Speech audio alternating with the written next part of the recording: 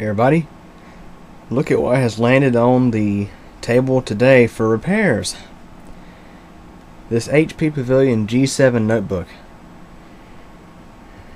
from, I believe, probably 2011 or maybe even 2012. I mean, look at this thing.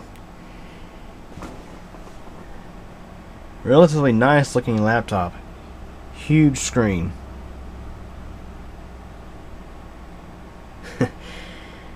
You wonder why it's here? It's because it's plain dead today. It will not, I mean, it powers on, but it doesn't do anything else.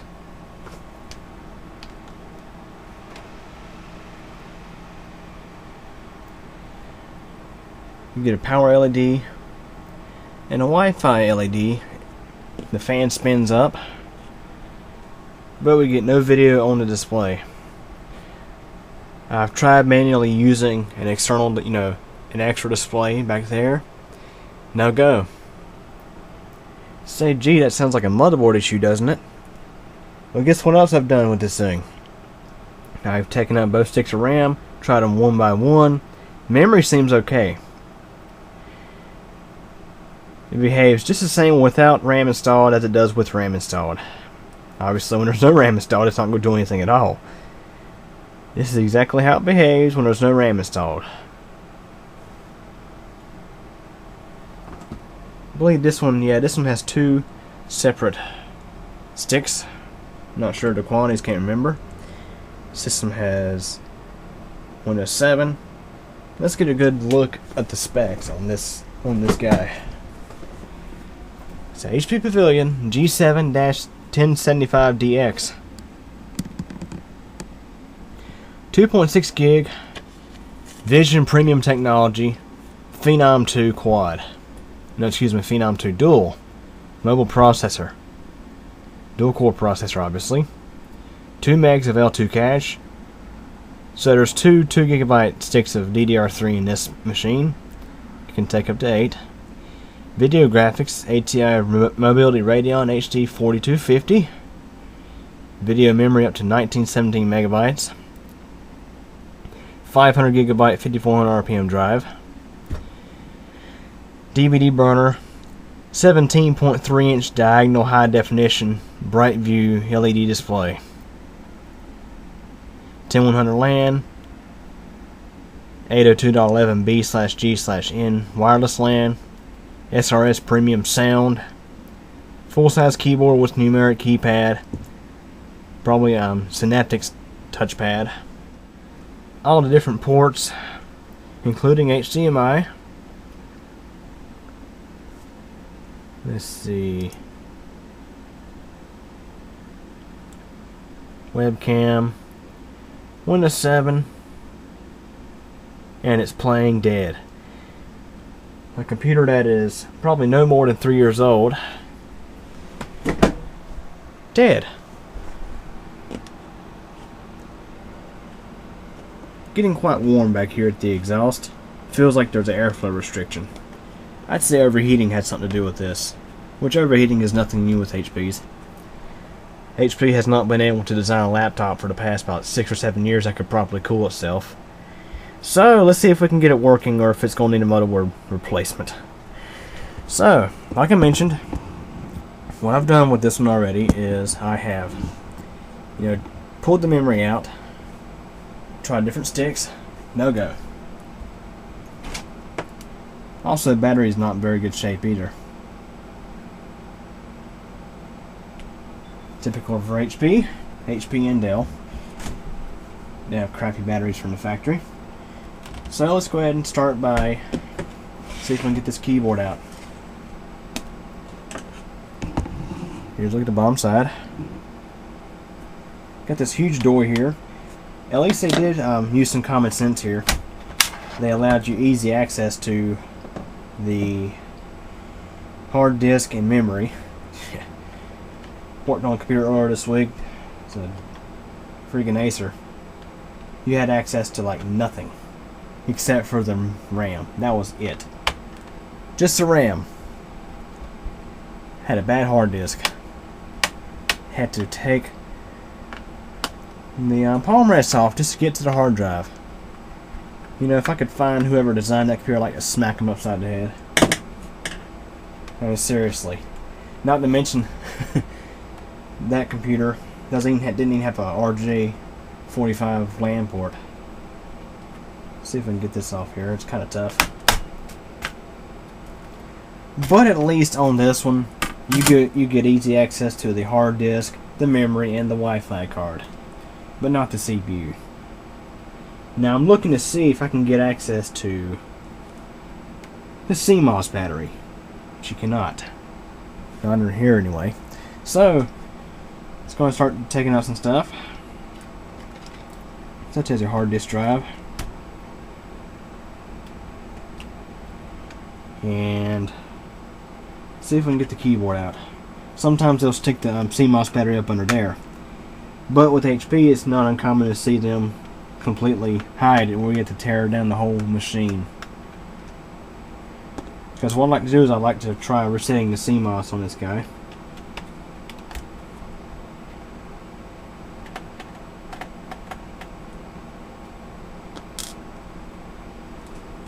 Okay, that takes the optical drive out.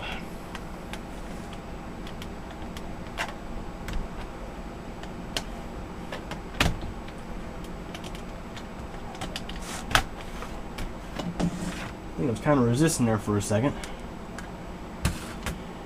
Okay, I still get the RAM installed. Let me go and reinsert 2 of these screws here. Because what I like to do, let me reinsert the one that holds the keyboard in. Before I go to tear it down any further, let's see if I can get it working without the optical drive and hard drive attached. Sometimes you may have a device such as a hard disk or something like that that could possibly freeze up the system. It's not very common, but it can happen.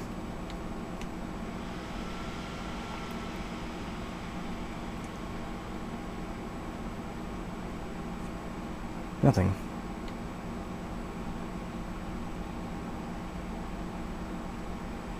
So unplug this and just hold the power button down for a few seconds. Because if it's something simple, that'd be great, but I have my doubts.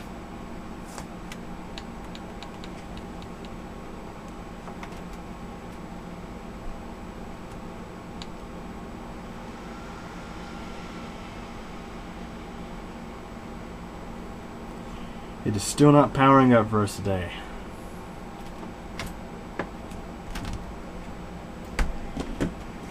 So let's go ahead and continue on.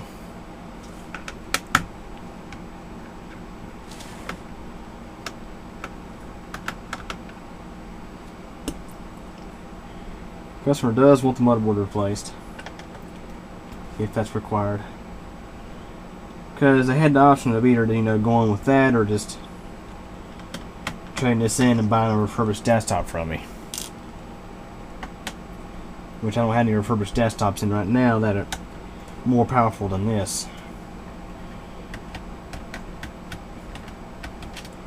I'm pretty to be honest, I'm pretty appalled at the sheer poor quality of today's consumer laptops.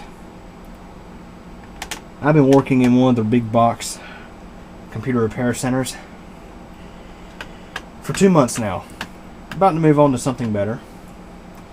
But during my time working at this store, I have seen so much stuff. This pure junk come in for repairs. And I'll tell you, this amazes me as how poor quality most of these new laptops are. Some desktops too. So I'm going to go ahead and take all these screws out of the bottom of here,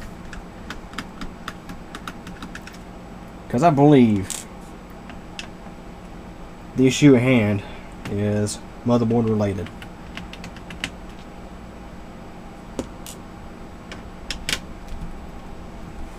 And you can't really see what I'm doing here. Turn this a little bit. There you go.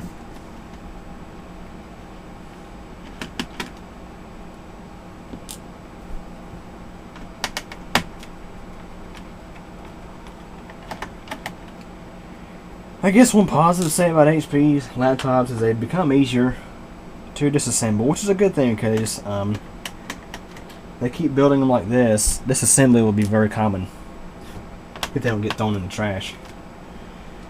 You know, speaking of which, it seems like a lot of these consumer grade laptops are just,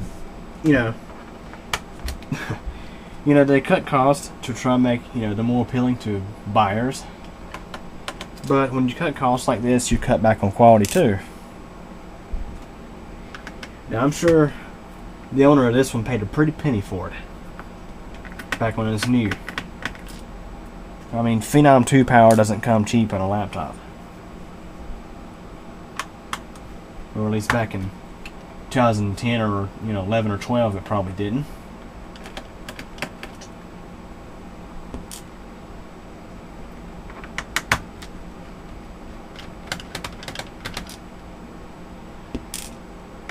If I'm not mistaken, I think I saw a computer.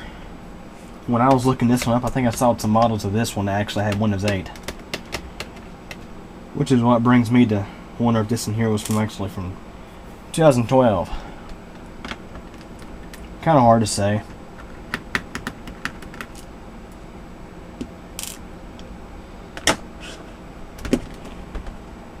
I think that's all the screws.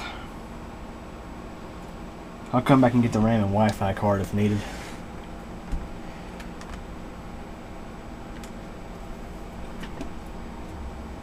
Let's go ahead and try to get this keyboard out of here. And with HPs, they're always aggravating. It's so hard not to break one of the keys off when trying to get these things out.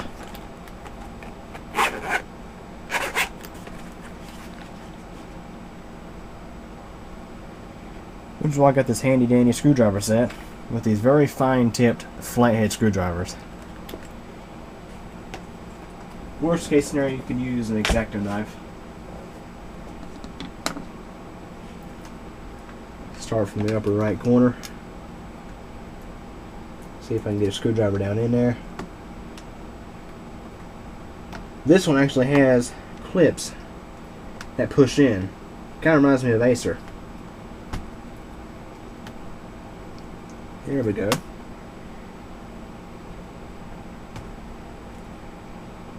Push that one down a little bit. Let's try to continue on here.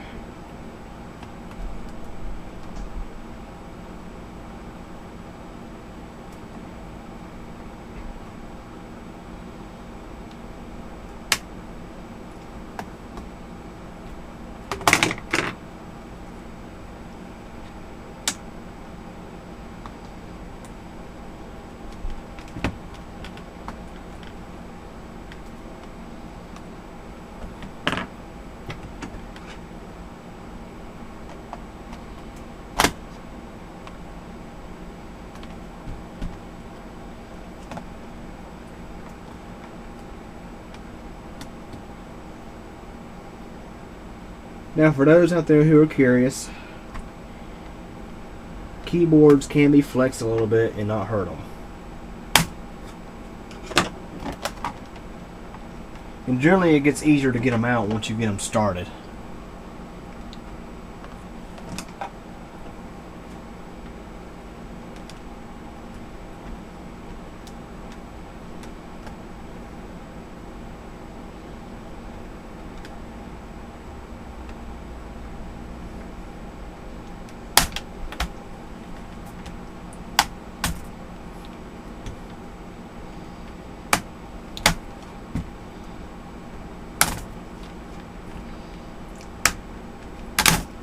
There. Let's pop loose. Get some air in here.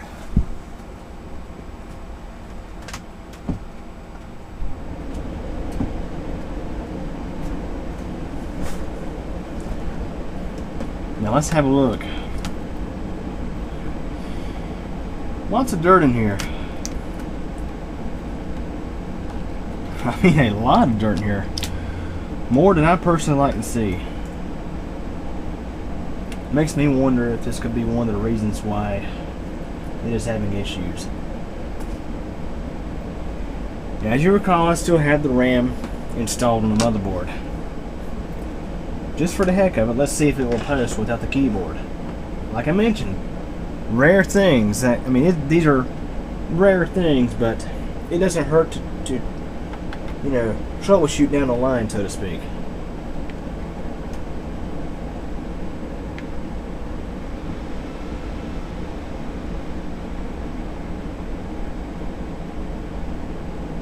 No change in behavior.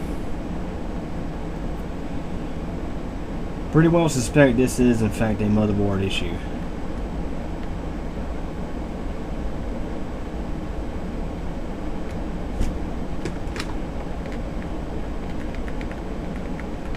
So we'll go ahead and continue on with disassembly. Considering now we're going to have to take the motherboard out, let's go ahead and remove the memory modules.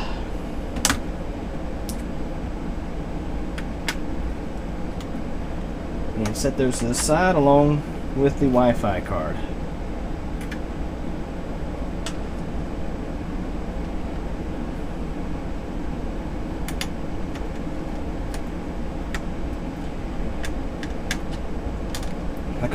The cost for a used motherboard for this machine is around, let's see, $40 to $80.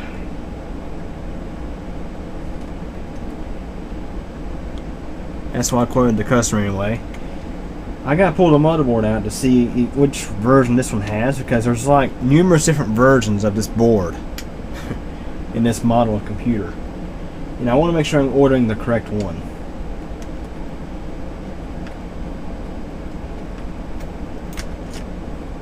There's the Wi-Fi card. Tiny little thing. They've gotten smaller over the years. So now we can go ahead and move on with removing the palm rest.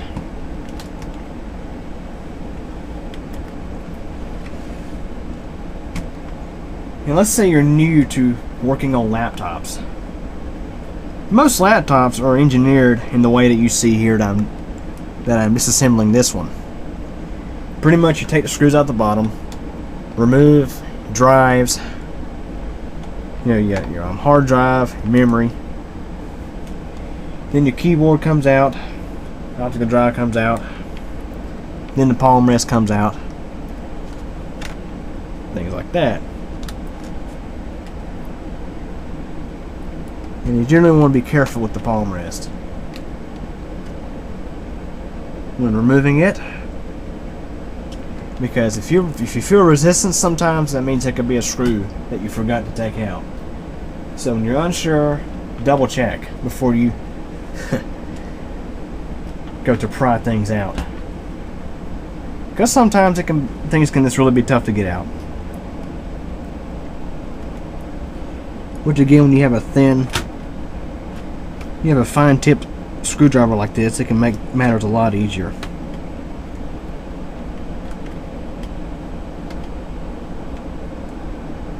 Because basically,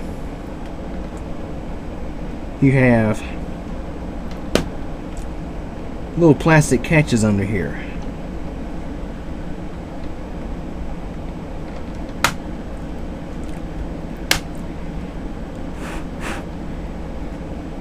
As long as you're patient and you're gentle, things will work just fine. And also, don't want to forget, disconnect cables for like your power button and your touchpad.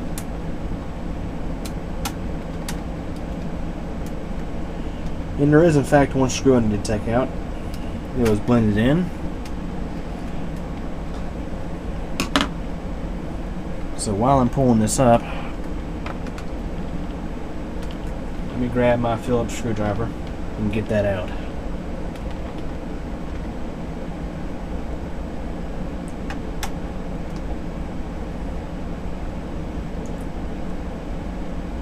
There's a couple more things I'd like to discuss before we end this video. I'll get to those in just a moment.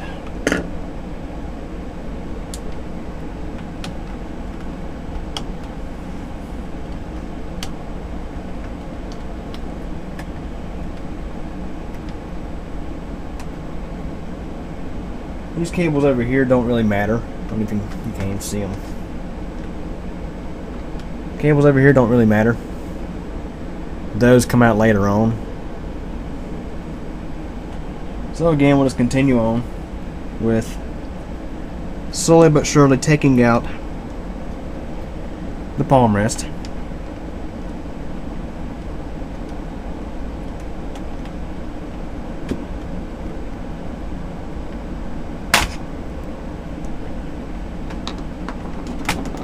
As you see, a lot of those plastic shims just let go right then and there. I wasn't even putting much force on it either. And just like the keyboard, once you get the palm rest started in regards to removal, it begins to come out a little easier. And there it is, it's already out. That was pretty easy. Nothing too difficult there. And there's your motherboard. That's what we're taking out next. So basically, on this one, I have a few ribbons to disconnect. A few ribbons and some other cables. This ribbon is for the LEDs. This cable here is for speakers. This one here is for the optical drive. SATA optical drive.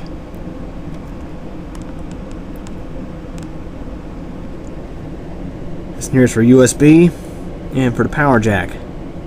You know, I'll be honest with you, I've seen it's like these newer HPs, the design on them is so common. You can almost transplant motherboards from different models of laptops. Sometimes with a few minimal mods.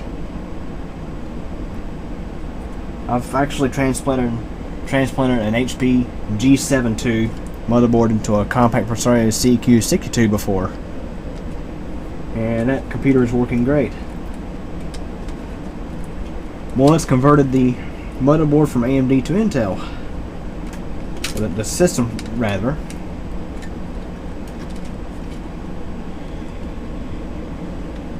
Okay, I'm going to disconnect this cable over here, this cable over here. And be gentle with these, obviously. Don't want to break them. That wouldn't be too good. I mean, HP is known not only for the cables for being cheap, but also the connectors on the board. I've actually had one break before. Had to actually solder it back on. Go ahead and disconnect the video cable to the monitor, to the LCD.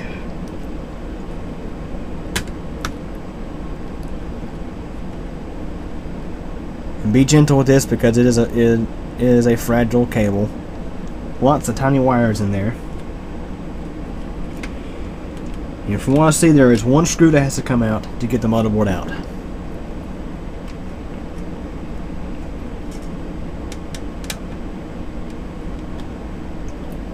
One more cable. Let's see. I think the motherboard should now come out.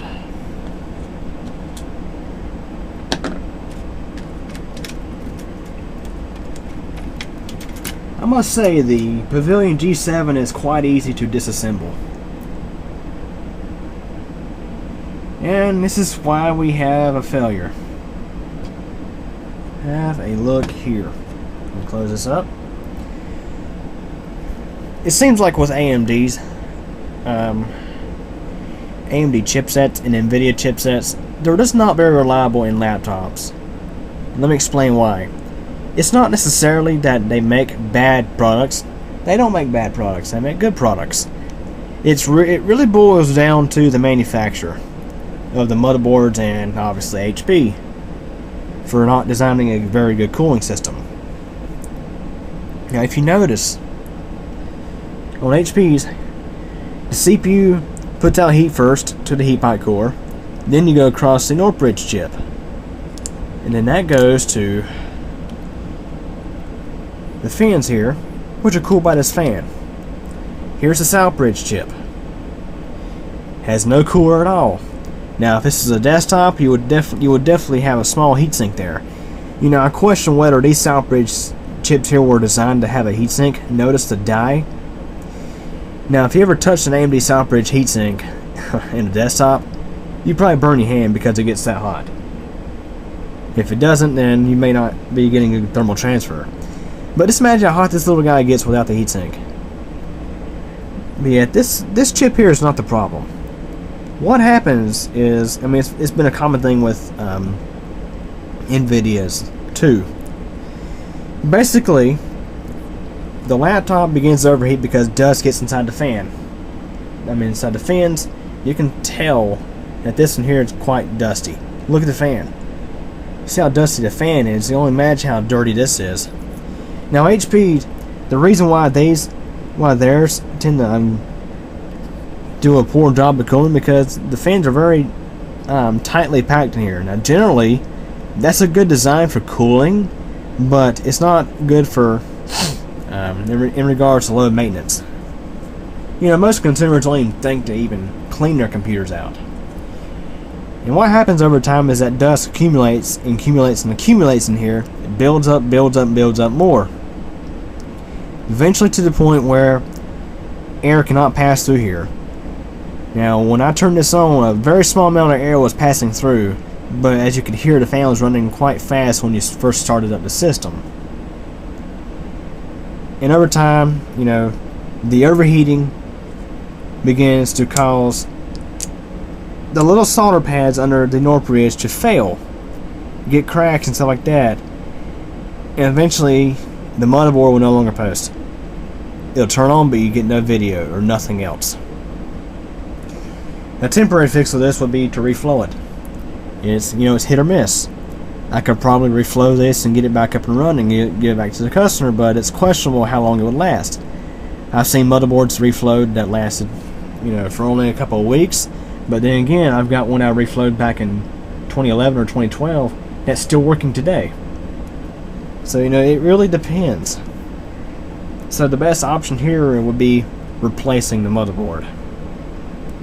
So this is in fact the board that has this discrete CPU and chipset.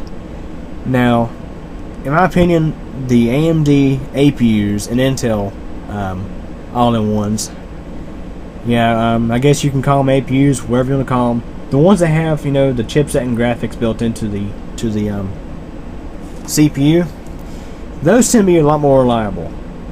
Because think of it like this: the culprit here is this NOR bridge under here that is failing. Not the NOR bridge chip itself, but the connections between the board and this are failing. I have replaced so many motherboards due to this one single issue. When you combine the NOR bridge into the CPU, make it an APU, that failure, you're pretty much eliminating that as a cause of failure. I have yet to see an APU laptop fail. I mean, I haven't seen any fail yet for the AMD APUs or the Intel chips with that are built in to, all together. Had this been an APU based motherboard, I don't think it would have failed. So anyways, this concludes me taking this motherboard out. Now before I end this video, I want to show you guys one more thing. Let's see if you're new to laptops and you're wondering, how to reassemble them. That's a very common thing that people get stuck on. If they're not used to laptops and you're going to reassemble them, you may put screws in the wrong place, or you may forget screws or something like that. It's very, very easy to do. What you got to look out for is these arrows. Like for example here, there's an arrow right there. That tells me a screw is supposed to go right there. You can kind of see an arrow here. That tells me I need to put a screw there. Those are there to aid in reassembly. Let's set this motherboard to the side, and let's look at the palm rest. Notice how you have one spot on here. You see the arrow, and it says M2.5 by 5. It means it takes a 2.5 millimeter by 5 millimeter screw.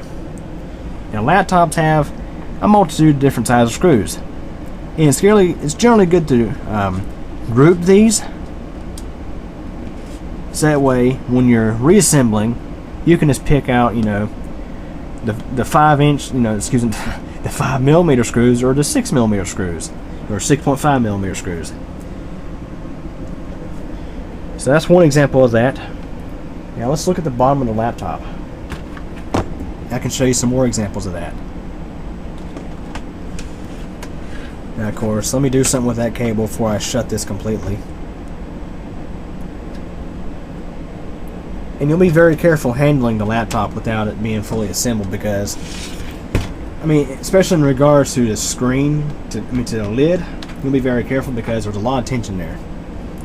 Anyways, notice here where it says M2.5 by 5. It tells me again, it won't say 2.5mm by 5mm screw there.